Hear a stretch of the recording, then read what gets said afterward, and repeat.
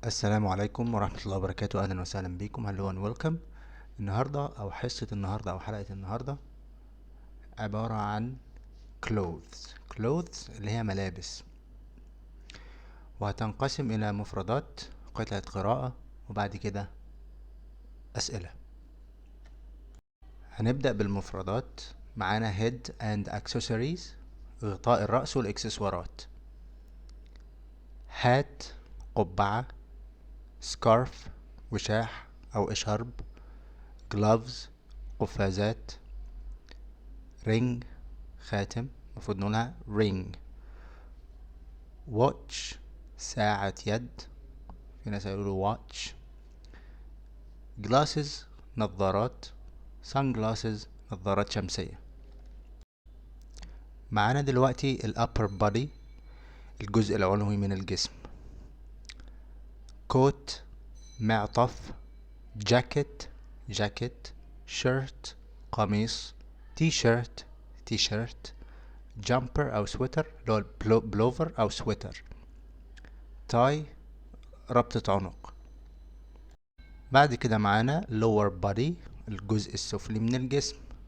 trousers بنطلون، jeans جينز، shorts short، skirt جيبة أو تنورة، tights بنطلون شفاف ضيق يبقى للسيدات، belt حزام belt، socks شراب.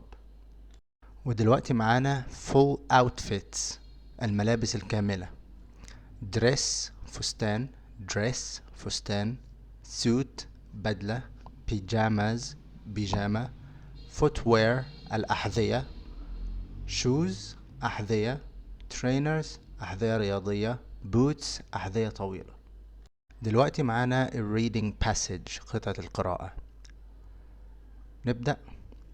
Every day we choose different clothes depending on the weather and where we are going. In winter, we wear a coat, a scarf, and gloves to keep warm. We might also wear boots if it's raining.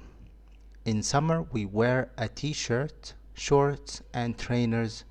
Some people like to wear sunglasses and a hat to protect them from the sun. When we go to work, men often wear a shirt, a tie, and trousers, while women might wear a skirt or a dress. At home, we usually wear pajamas and a comfortable sweater in the evening. Accessories like a watch, a ring, or a belt make our outfit look better. Whatever we wear, clothes help us express our style and feel confident. معنا هنا questions and answers. 1. What do we wear in winter to keep warm? We wear a coat, a scarf, and gloves. What do people wear in summer? They wear a t-shirt, shorts, and trainers. What do men usually wear to work?